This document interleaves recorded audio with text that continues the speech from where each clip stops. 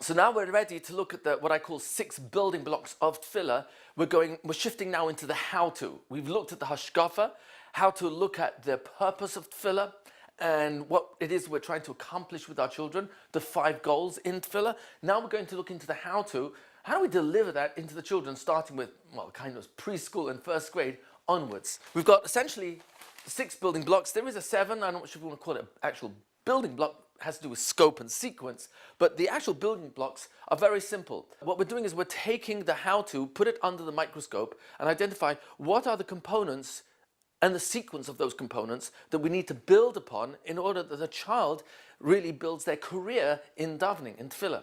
Because it's a mitzvah tamidi, not necessarily always counted that way, but the mitzvah to daven, to talk to HaKadosh Baruch Hu, applies really at any single moment, mid'oraisa from the Torah perspective.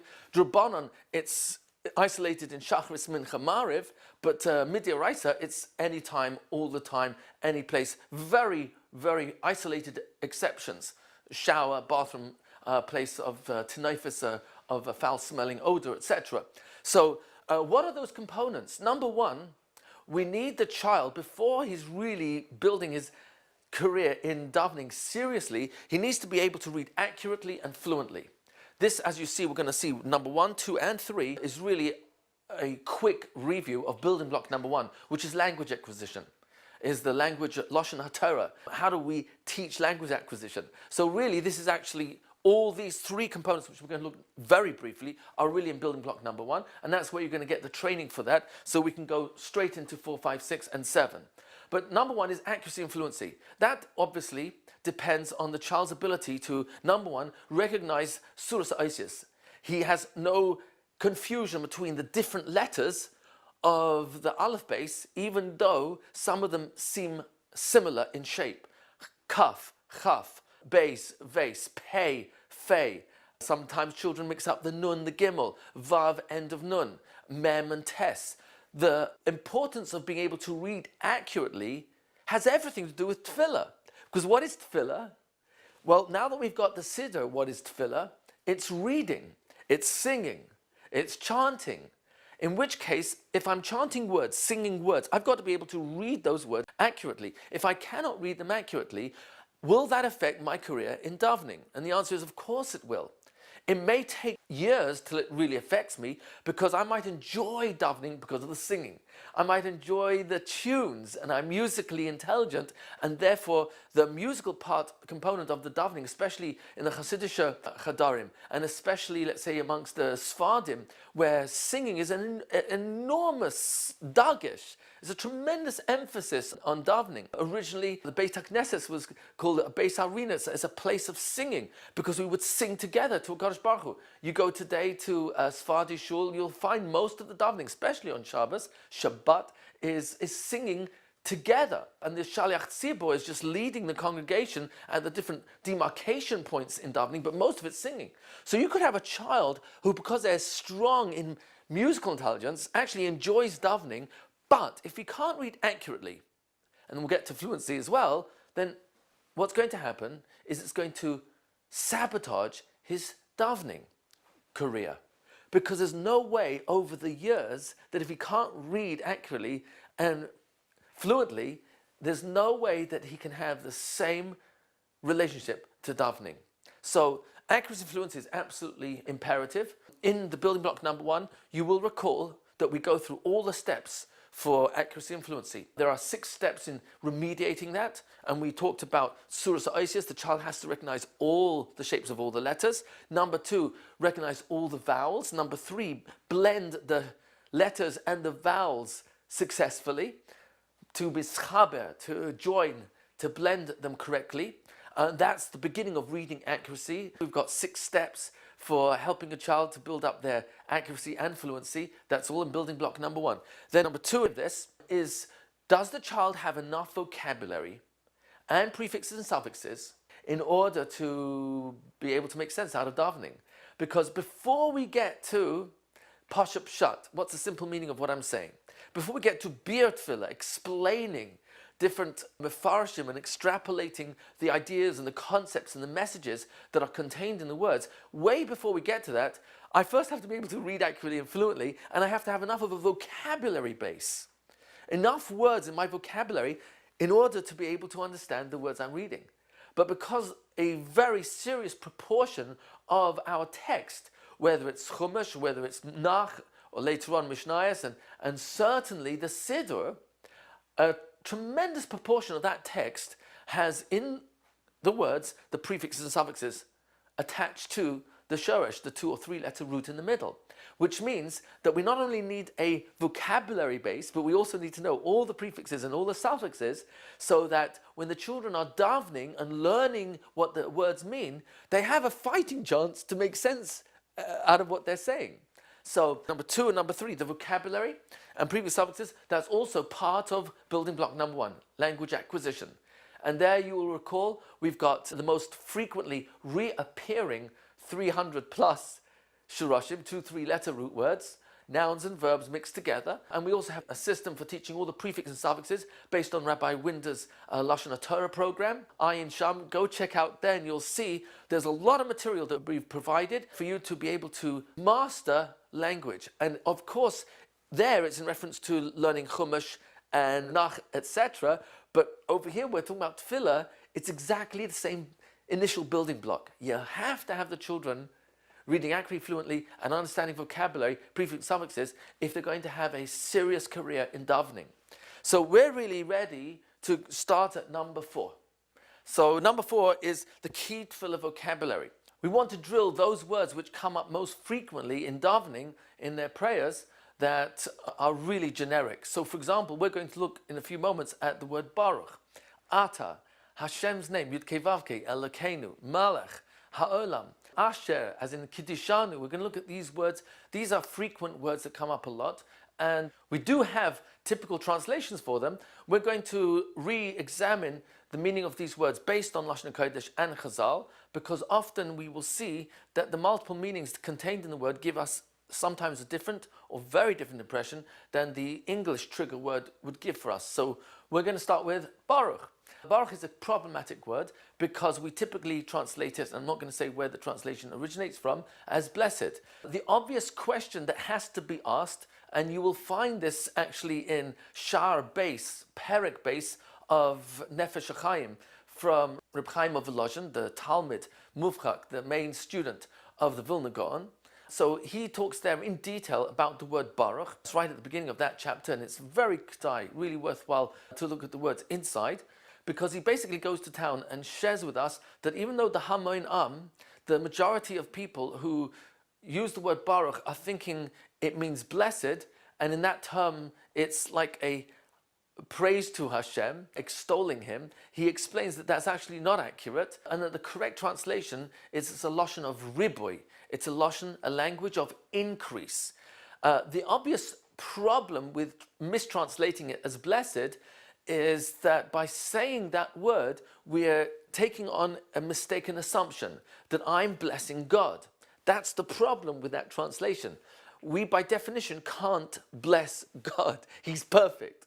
And because he's perfect, there's nothing we can add on to him. There's nothing he's missing that he needs our blessing for. Reb Chaim of Volozhin brings one of the several proofs, the Gemara in Brachos, Daf Zayin, Amud Aleph, where Yishmael, Kohen Gadol, is asked by HaKadosh Baruch Hu to bless him. The Kohen Gadol is being asked to bless HaKadosh Baruch Hu. And in that blessing, what does Yishmael, Kohen Gadol, say? He says that your rachamim should overcome your anger.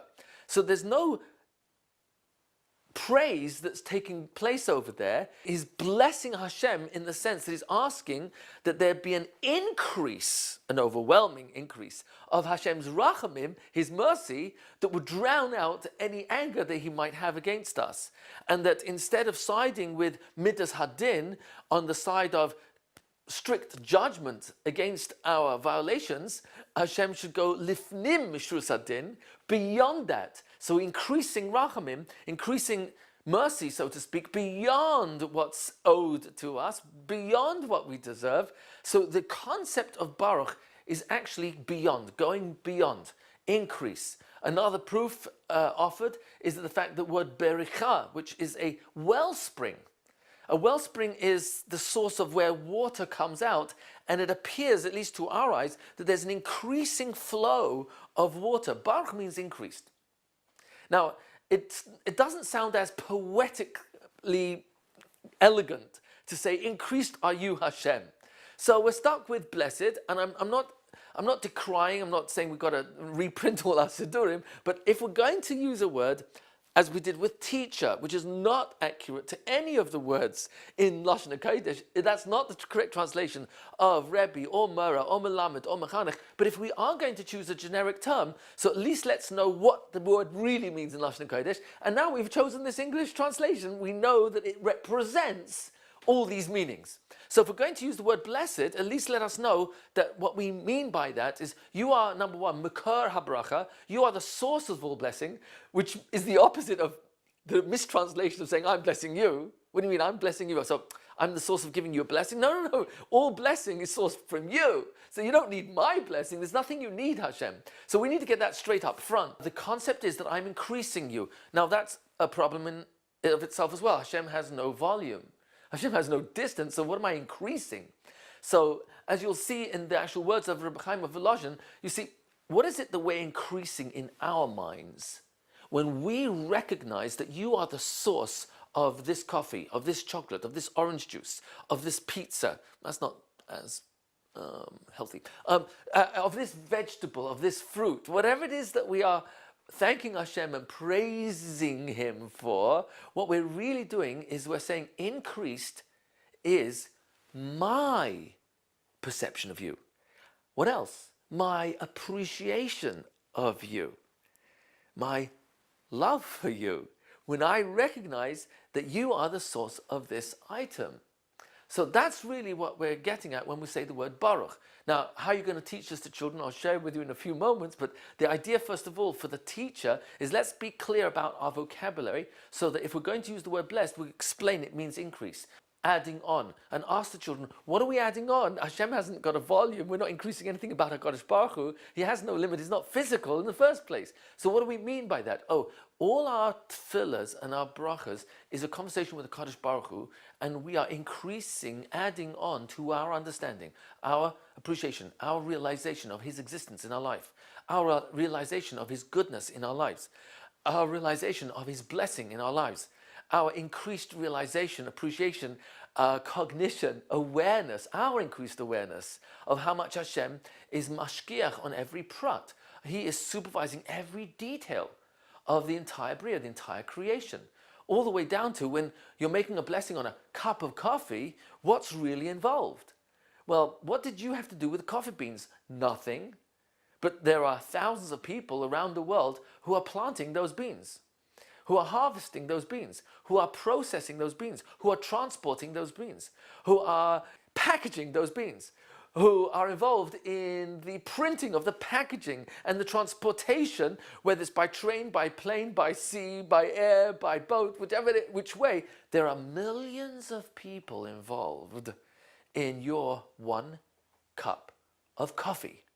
Before you describe what's involved in the China cup you are using to drink from, and the sugar, and the milk, whatever else you might be adding, in a simple cup of coffee, there are probably millions, without exaggeration, millions of people involved. And the only price you and I have to pay is shakal. Everything, nihya bidvarei, exists because of His word. And I'm recognizing, Rebbe Shalom, Baruch Ata, increased is my appreciation of you and how much you are behind not only all these millions of people, but you also need gravity. Oh yeah, sunshine. Oh yeah, and wind. Oh yeah, and water, rain, and all these elements. And when we look at the rotation of the earth in its relationship to the sun, and we start realizing, oh my gosh, this is also involved in the coffee bean. Oh, really? So Baruch Ata increased is my awareness, appreciation, and eventually love for Ata, you. This is the basic meaning of Baruch.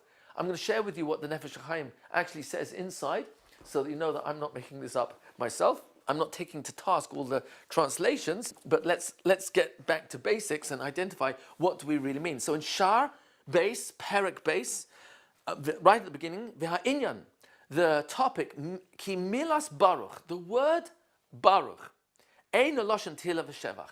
It is not a language of extolling and praise, as is familiar in the mouths of the majority of the masses. Shahare, because the Gemara in Brachas Tav Zayin Amud Aleph, K'sha'amal Rabbi Yishmael, when Hashem said to Rabbi Yishmael, Yishmael b'ni barcheni, he asked Yishmael, my son, bless me, and Yishmael is in the Kodesh HaKadoshim, and he's being asked through a malach to bless HaKadosh Baruch Hu, Loi ama sham shum shevach b'virchasai. He said no form of praise in his blessing. Ela tefila ubekashas rachamim. Instead, he was making a request of a bakasha, tefillah and bakasha. And what was that? As we said earlier, that he made a request that the rachamim of HaKadosh Baruch Hu should be greater, increased, over and above the midah of kas that Hashem might have with us. So in the holiest of places, in the holiest moment, Yom Kippur, in the holiest place, Kodesh HaKadoshim, of the entire universe, the holiest person on earth, the Kohen Gadol, the high priest, is making this request. And it's a request of increase. Continues the Nefesh HaChaim, that's Reb Chaim of Volozhin, Aval ha'emes. The truth or reality is, Ki Baruch, the word Baruch, Pirushai, its explanation, Lashon Tosefes ve'riboy. It's a language of adding on and increase.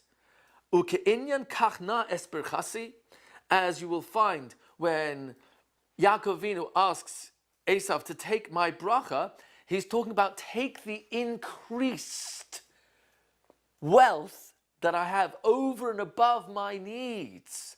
Bracha always means increase. So when a Rebbe gives you a bracha, for example, he isn't really asking Hashem through the bracha that there should be an increase in your health, if that's what you're asking for, refuah, or an increase in your mazel, or whether it's an increase in your parnasa. So that's what the bracha really is. It's not just some sort of, forgive me for using the language, hocus pocus or mystical chant. No, the bracha is there should be an increase in the status of your health, an increase, an improvement. I guess that would be another word you could really use. It's an improvement. He gives other examples, and we're going into it now. He then quotes from Isaiah, which also talks about this concept that the word Baruch really means an increase of not Hashem, because Hashem has no volume, it's increase in our awareness, our appreciation, and ultimately our love for Kadosh Baruch Hu.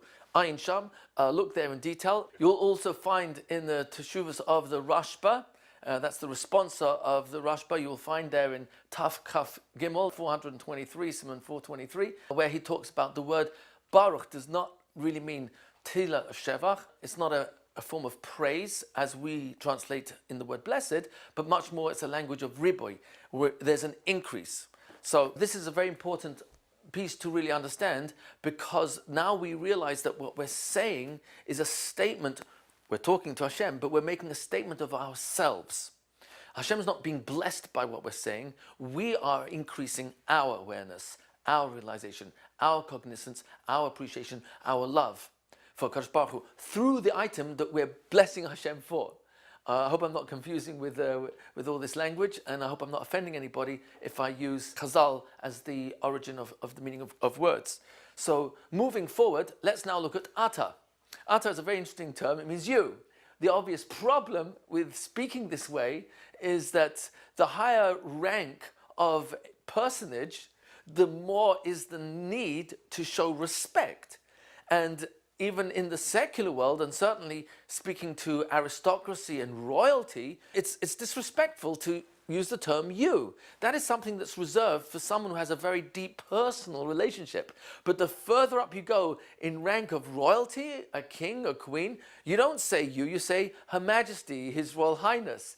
even a Rosh Yeshiva, Mashgiach of Yeshiva, Gadol, you don't say you say the Rosh Yeshiva or the Mashgiach, or with Rabbi so-and-so, and you say his full name, his last name, you don't say you. That's only a terminology that's used for intimacy. So why are we speaking to a Kadosh Baruch Hu with the intimate form? And obviously that's the answer. Hashem's not interested in the distance. The whole purpose of Tefillah is talk to me. And who should I talk to HaKadosh Baruch Hu about? Me. Remember Palel? Palilim are judges. Palel means judge. Lit Palel is reflexive. I'm doing it to myself. I'm judging about myself. I'm making decisions and choices. I'm going through the debate and clarification of my issues in front of HaKadosh Baruch Hu. So I'm bringing to you my issues. You are the ultimate therapist. You're the 1-800 Almighty that I am talking directly with. So of course it's you. We don't want the barriers. That's not what this is about. So you see how Chazal, our sages, formatted, legislated the language to reflect the intimate intent that's behind Tefillah. So that's why we say Ata. Now we go to the third word, Yud Kei Vav Kei. We unfortunately translate it. I say unfortunately because when we translate the word Hashem, even though that's not what the word means, and it never does mean that, if it would say Hey, Shin, Mem, then that's what Hashem is. It doesn't say that. Yud Kei Vav Kei is an abbreviation, as you know, for Haya, Haveh, V'yiyah. Was, is, and always will be. So one translation which is sometimes found is eternal one. That's not exactly accurate, it's not bad, but it's not very accurate because eternal can also refer to there being a starting point and now goes into eternity. So even though, let's say, the Jewish people were eternal in the sense that HaKadosh Baruch Hu always had us in mind, Bereshis, Yisrael Shenikra Reshis, we were already in Hashem's mind, so to speak, but the reality is that there were no Jews or Bnei Yisrael officially until Yaakov Avinu's children became the nucleus of the nation that wasn't even the Jewish nation until Ma'amad HaSinai. Pre-Ma'amad HaSinai, before Mount Sinai and national revelation, you had to choose to be Jewish. It wasn't enough that your parents were Jewish. The biggest and most obvious proof is Esav wasn't Jewish. Esav, his father was Yitzhak and his mother was Rivka. No. It wasn't enough to have Jewish parents. You had to choose the value system. You had to choose the lifestyle. You had to choose the way of living and the mindset that went with it in order to be labeled a Jew, so to speak. So there were no real Jews in the conventional sense until we became a nation at Ma'amad HaSinai. That, as you'll see in building block number 4, is a major turning point on the history timeline where everything changes.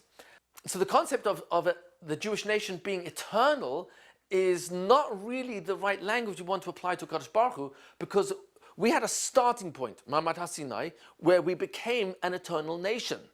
We were promised to be an eternal nation way before that to Avram Avinu. That's in Bris Bein Absarim, and you'll find it also in Perek Yud Zayin, Pasuk Zayin, where Hashem promises in a Bris Olam, which is an eternal covenant, an eternal contract, that He will be our Elokim forever. So yes, we are His nation forever, but we weren't that until we became a nation. So the word eternal can actually mean that there's a starting point going into eternity. But it's not eternal necessarily from before that starting point. The word Yud Kei Vav Kei, therefore, does not really mean eternal, it means constant. Hashem always was, is, and will be.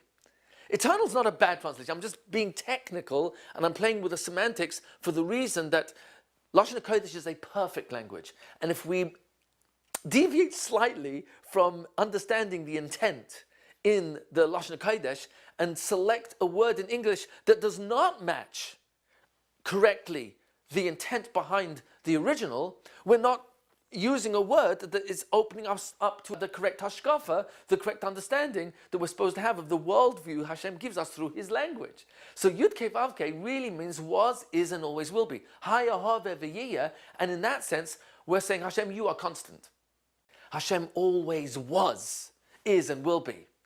Eternal is not a bad translation. I'm just being technical and I'm playing with the semantics for the reason that Lashon HaKodesh is a perfect language. And if we deviate slightly from understanding the intent in the Lashon HaKodesh and select a word in English that does not match correctly the intent behind the original, we're not using a word that is opening us up to the correct hashkafa, the correct understanding that we're supposed to have of the worldview Hashem gives us through His language. So Yud Kei Vav Kei really means was, is, and always will be. Haya Have V'Yiyah, and in that sense, we're saying, Hashem, you are constant. You are constant. Constant what? Elokeinu. Look at the word. El means power.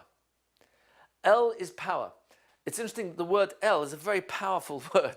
I didn't mean that as a pun, but it really is. Because when you look at the word El, it has several meanings.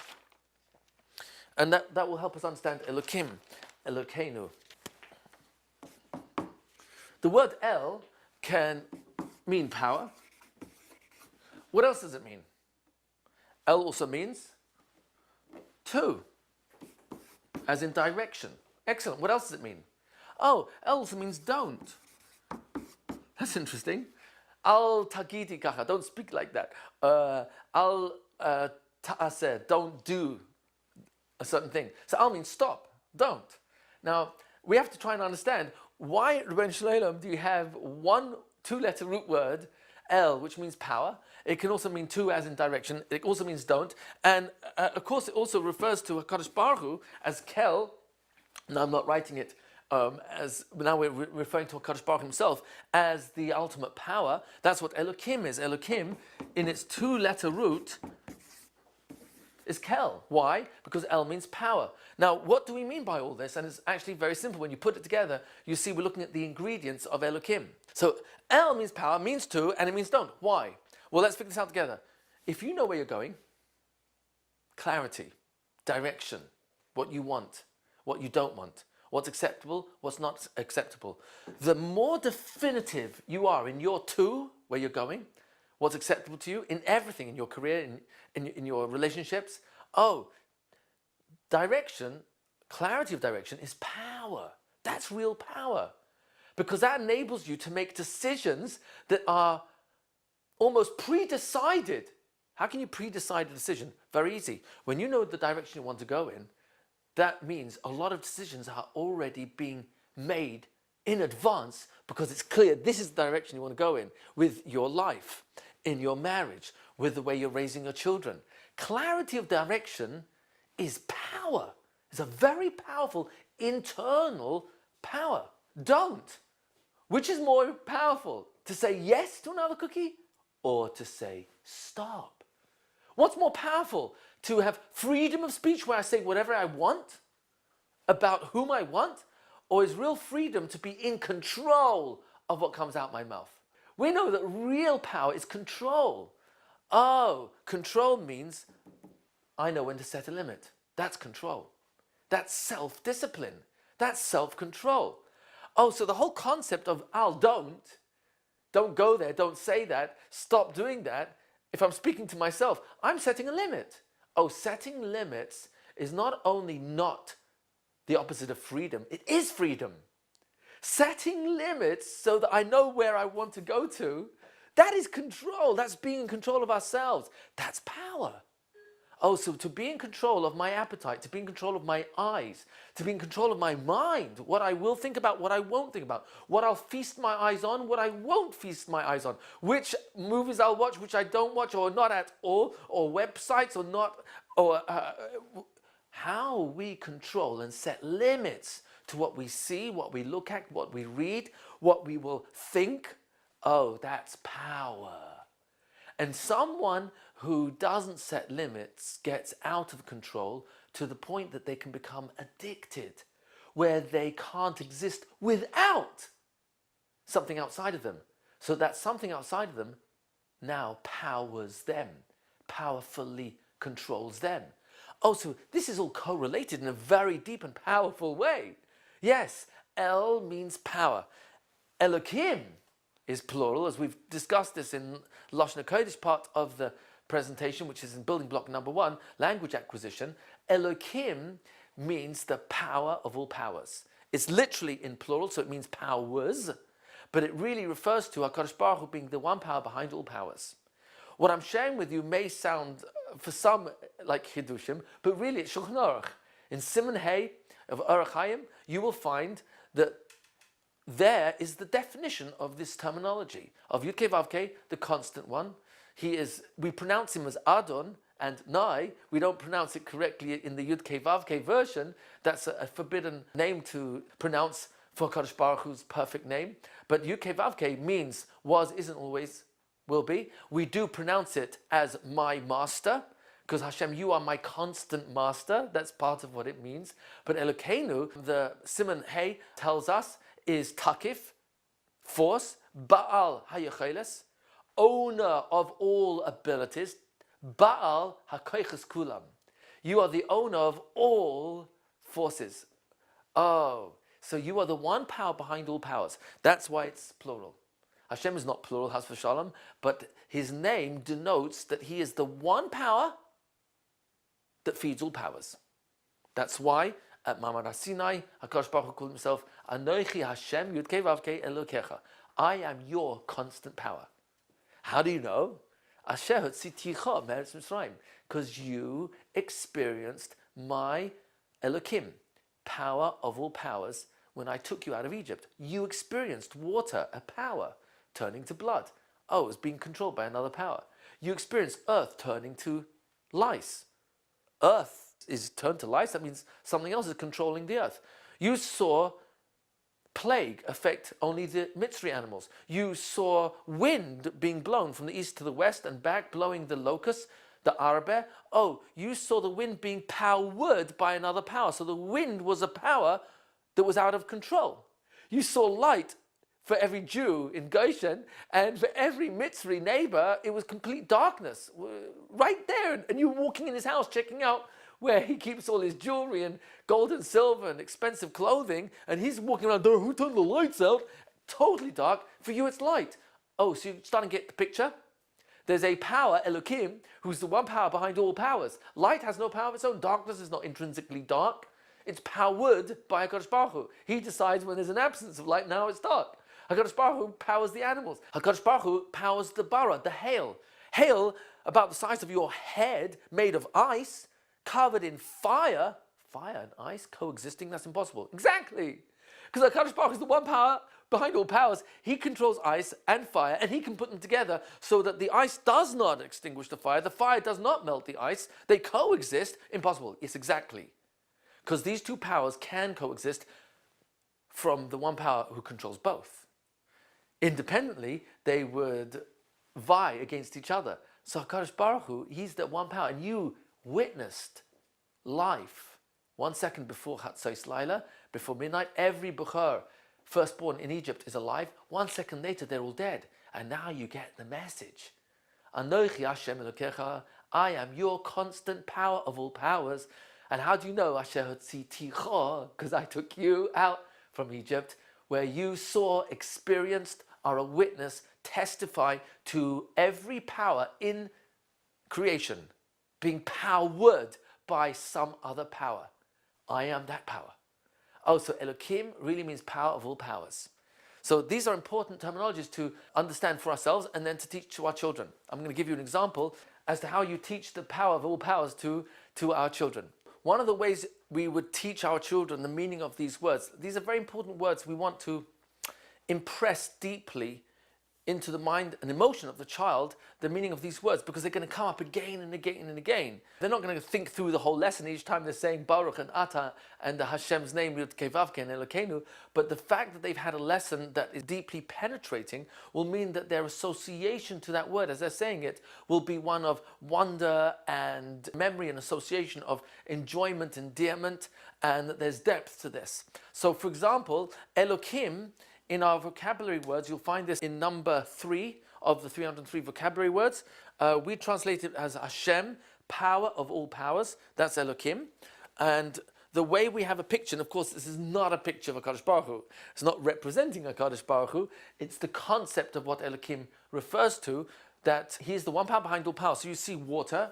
Is water power? Do you agree? Yes. Tsunami, Katrina, Hurricane Sandy, these are real powers. Water is a power. Fire, is fire power? Absolutely. Fire, heat from the sun. Oh yes, the sun.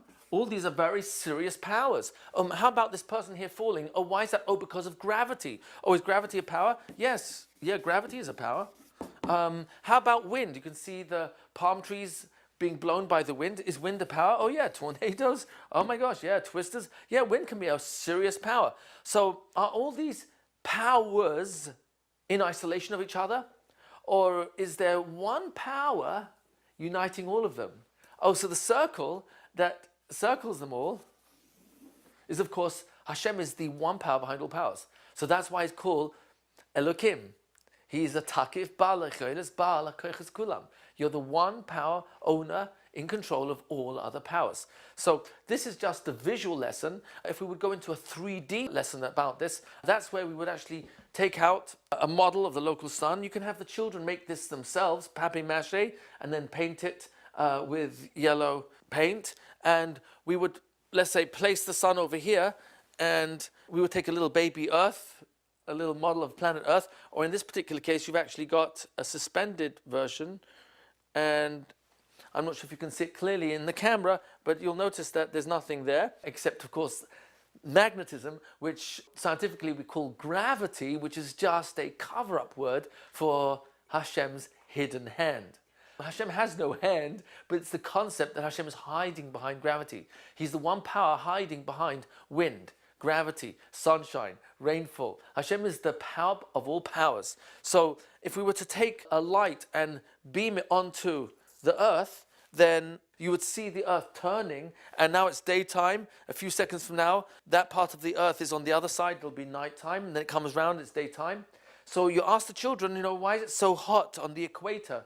And you'll say, oh, because it's the closest to the sun. So you can see the length of the sun rays is further, whereas it's cut off, it's directly hitting the equator over here. So it's hotter here than it is at the north and south poles. This is bringing the point out even more, where you see here's the equator, sun rays hit it directly, and then at the angle, you've got this further distance that the rays are traveling. So these are ways that you enable the child to clearly see the difference. Now when we understand that the circumference of the earth around the circle is 24,000 miles approximately, and 12,000 from the north to south poles, and from the equator to the North Pole, here's the equator to the North Pole, is approximately 6,000 miles. That difference of 6,000 miles is what makes the difference between about 120 degrees in the shade and easily minus 50 degrees below zero on the Antarctica or the North Pole. What you're going to now realize is that the sun, 93 million miles away from planet Earth, 6,000 miles as a fraction of 93 million is approximately 1 over 15,000. Now it's true that the Earth doesn't go exactly around the sun as in a circular movement, but rather more oval. So there is a range of almost between 93 and 94 million miles if you want to get technical. But the fact that it's consistently coming back to its midpoint, that means to say that the average is always that amount of distance, and that's why we are able to have a consistent climate, or rather range of climate, and never gets too cold or too hot. Because if it would be out of that distance or closer, then the earth would either melt, burn up, and you and I would all be potato chips, or we'd all be ice cubes, depending on the distance. So HaKadosh Baruch Hu, you are the power behind the sun, which is a power. You're the power behind gravity. That's certainly a power. You're the power behind the waters rising off the oceans. You're the power behind the wind blowing the rain clouds away from the oceans. You're the power that enables man to live on this planet thanks to the rainfall, a power, coming down from the rain clouds on the earth, which the topsoil now is able to grow the food for man to survive. And the HaKadosh Baruch Hu calls himself the powerful powers. He is the one power behind all these powers. So this is a very simple way, if you want to make an experiment out of it, where you'd have a strong flashlight representing the sun, beaming down on a little old planet Earth, and turning the planet, and perhaps even giving, I'll take a little bit of thumbtack from over here, excuse me, and we'll place this over here, approximately New York. That's where we are right now. And let's set planet Earth back into its orbit around its own axis.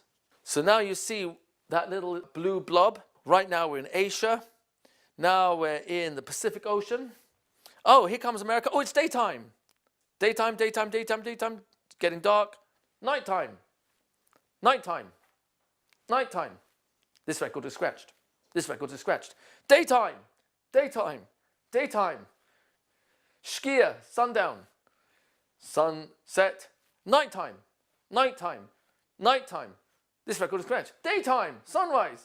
Oh, we're back. So, and you don't have to be so eccentric as I am, but you can have the children understand the concept of light shining on planet Earth while the Earth is going around, and help the children understand, oh, there's a power, invisible hand of HaKadosh Baruch Hu, which is forcing the Earth to go around its own axis because of the magnetic fields between the sun and the Earth and all the other planets in our solar system pulling against each other. That is a power, and that power is Elokim. The sun is really Elokim. The sun actually means Shemesh. That means to say it's a servant, because he's a servant because there's an Adon. Who's the Adon? Oh, Elokim. So all these are props in the service of HaKadosh Baruch Hu, in order for us to recognize that when we say Baruch Ata, increased is my awareness, eventually appreciation and love for you, for the fact that I'm Ata in a relationship directly with you, and I'm calling you Yud Kei Vav Kei. You always have, am, and will be. You're constantly Elokeinu, our power. Because the purpose of you powering the entire universe and the solar system, planet Earth, and the wind and the sunshine and the rain and the gravity is to provide all the needs of mankind. And the purpose of mankind is for the Jewish people, Asher Bachar Banu Mikol Ha'amim, to have a relationship directly with you and to ask you for all the needs of creation of all mankind. Yeah, Noach was supposed to daven for everybody. Avraham Avinu did, so did Moshe Rabbeinu. Well, we are constantly the center of the universe, and the interface between HaKadosh Baruch Hu and the world is through the tefillahs of Klal Yisrael, the prayers of Klal Yisrael. So Elokeinu, you are our power. You are not the power of all the other nations. They don't have the direct relationship with you that we have.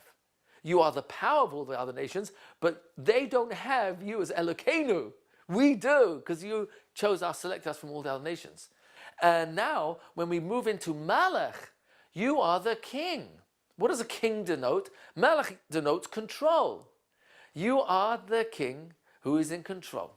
Now, control has the wrong connotations in English, because usually control, I think you would agree, has positive or more negative connotations. I think the association is a little bit more on the negative side. So let's understand that control means control. Hashem is supervising. He is constantly in control to the lowest, smallest detail of the entire Bria. Right, all the way down to every function in the human body, minus free will. Hakol b'dei shemayim, Hakol means everything. 95%? No. 98? No. 99? No. 99.9? No. Hakol, everything. 100%. B'dei shemayim is in the control of Hashem, the hands of Hashem. Chutz, except yirat shemayim. How much will I see you are in my life? How much will I include you in my tefillahs? Oh, so that's the only space we really exist as ourselves, but it's in relationship with you. Also, Malach Ha'olam, you are in control, supervising every detail of Ha'olam. Now, Ha'olam has three meanings. Do you follow so far the sequence? We've done Baruch, Ata, Yud Kei Vav Kei, Elokeinu, Malach. So we're now on to number 6, Ha'olam. What does Olam mean? It has three meanings. Number one, it means the world or universe, can mean both. What else does it mean? Lashon Ha'olam, hidden. Interesting. So that means what we're really saying is, HaKadosh Baruch Hu, you are our constant power who is in control of everything in the entire physical universe and everything you cannot see.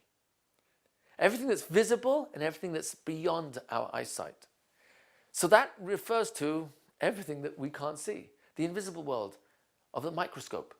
And thanks to technology, it's actually revealing layers and layers and layers of almost worlds that the naked eye is not able to access, but through the microscope of hundreds and then thousands and tens and then hundreds of thousands of times the magnitude of the smallest item is being magnified, and we have discovered the cell. And now we've discovered the cell is not the smallest element in creation. Now we've discovered the atom, and then the protons, the neutrons. And before we know it, we're already down to even smaller elements that, thanks to technology, we're discovering that HaKadosh Baruch Hu, you're not only in control of the visible world, you're in control of a universe beyond our eyes. And now that we've got the telescope and the technology through Hubble, which is today a veritable satellite, to get telescopic views of the panoramic view of the visible universe, we now know that the visible universe contains approximately 400 billion galaxies.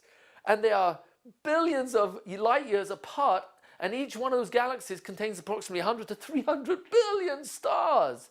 And all that you and I cannot see, but technology is enabling us to realize, Melech HaOlam, you are in control of not only the visible universe, you're in control of everything you and I cannot see. And that is Olam forever, without limit. Forever, usually we only associate with time, but it really refers to all directions. Meaning that just as the physical world, if you were to live for billions of years, you would not be able to travel the entire length and breadth of the universe, the physical universe. If you lived for billions of years, you wouldn't be able to learn and remember everything, because science is constantly unraveling another layer and another layer and another layer behind nature, teva. There is no teva. That's why there's no word for teva in biblical Hebrew, because there's no such thing. The word ha-teva, the nature, is the exact same gematria, famously the exact numerical value of Elohim. Elohim is 86. Why? Because ha-teva, Elohim, you can't divide the two. Hashem is the power behind teva. There is no nature. It's just a manifestation of Hashem's power in billions and billions of ways. So technology is enabling us to appreciate how the word olam also means eternal. Eternal means without limit, no end. That the universe, the physical universe, is without visible end. And we haven't even started to talk about the spiritual worlds. Olam HaRuchni, the unlimited world of Ruchnius. Oh, technology is actually enabling us to almost bridge the two, because we've started to recognize that electricity is a reality. We recognize sound waves as a reality. You and I can't see sound waves, but you pull out your cell phone and you'll dial a number, and with that number, you will speak to someone thousands of miles away. How do you do that? Oh, sound waves. Where are they? They're dialed on different frequency lengths. Oh, really? There's different wavelengths of sound? Yes, billions and billions and billions. And when you think about how email and internet and GPS and satellite signals down to Earth, back and forth, these are invisible powers, almost without limit. So technology is enabling us to appreciate this word, Baruch Ata, increased is my realization that I have a private, personal, intimate relationship directly with you. And that's why you let me speak to you. You, HaKadosh Baruch Hu, you're my Tati, you're my Father, you're my Eibishter, you're my Rebbeinu Shleilam. Oh, you are Yud Kei Vav Kei, constantly Elokeinu, our power, Malach, in control, Ha'olam, of everything we can see in the physical world, everything that's hidden, Ha'olam, and everything that's without limit, because you're without limit. So whatever you create must also be without limit. But the item that you created with the greatest depth, so to speak, is your Torah. You actually used your Torah to create the universe. Mistakel Beraisa, you actually, so to speak, consulted the Torah first, and through it, Bara Alma, you created the universe. Oh, so the Oishas the Aleph base gives us access to the unlimited layers of your perfect Torah. So what we're really helping our children to understand when we describe HaKadosh Baruch Hu as Melech HaOlam, you are constantly supervising, in control of everything.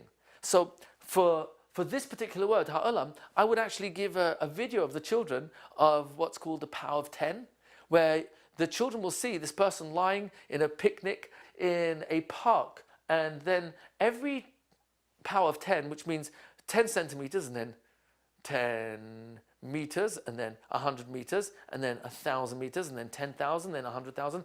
Every time the photograph is taken from a power of 10 further away from the man, you see, oh, he's part of a park. Oh, the park is on the highway. Oh, now you see the highway is actually on the ocean. Oh, you see we're coming out of the orbit of the Earth, and you see that the ocean we're looking at, oh, it's on Lake Michigan. Oh, as you come out, you start seeing all of planet Earth, and as in the power of 10, you start getting more and more a sense of the physical distance from this little speck of a man on a park, lying down, enjoying his picnic or resting, and you're going out into the universe, and slowly you leave the solar system and the orbits of all the 8, 9 planets of the solar system until you get out of the galaxy known as the Milky Way, and then into all the further galaxies. And this goes on about, I don't know, the power of about 22, and then it shoots back down much faster, and we go to the minus 22, power of 10. And it goes down to his hand, and then we go to the minus scale, minus 10 millimeters, 10 centimeters, 10 meters, 10 100 meters, 1,000 meters, 10,000, 100,000, and you start going into different layers of what we have identified in science as names of parts of the human, it's not even in the human body, it's just the atom, neutrons, protons, and we're getting into all sorts of new names. We have to come up with all the new names to get into the DNA of the human body, and you start realizing that in the same way that the universe appears to be unlimited, you can go into the almost invisible world of the microscopic universe, and there are layers in scale which is equal to the distance of the universe. That's remarkable. And this becomes a visual way to help the children understand what do we mean in 3D by the word ha'olam. Physical world, universe, unlimited, hidden. Those are the meanings of the word ha'olam. So these are ways to really help children to visually experience the words that we're describing in Tefillah, so that as we learn these every day, maybe one a day for a couple of weeks, so far we've only covered 6, what you're doing is you'll drill them every single day. Malach means, and everyone will say, king. What does king mean? Oh, in control, supervise, knows everything. Excellent. And that's what we mean by Malach. You know everything. How do you know everything? Well, a normal king can't know everything. So what's his setup to be in control of his kingdom? Oh, he's got lots of ministers who are reported to by all these governors of different areas who themselves have many managers beneath them. Oh, Hashem has all these malachim. Actually, HaKadosh Baruch Hu doesn't need malachim, he sees everything. But it's just a mashal to help us understand what we mean by malach. So these are simple ways to bring the words of Tefillah alive. We'll drill them every single day for a few good weeks, and then we only have to do much wider intervals of time to review these words because we've drilled them so much till now. Now we're ready to go into the word Asher. Asher is a very interesting word. If you look at any bracha which goes Asher ki dishanu, which we're going to look at in just a few moments, the word Asher we translate as that or which. Not wrong, just not accurate. What do I mean by that? So, according to Chazal, you look at Perek Dalet, Pasuk Chaf Beis, in Leviticus, in Vayikra, Asher Nasi Yechta, where the Pasuk tells us, Asher Nasi, when the leader, Yechta, will make a mistake, says Rashi, Lashon Ashrei, Ashrei Hadar Shanasi Shaloi Noisen Lev, Lahavi Kapara al Shkagasai.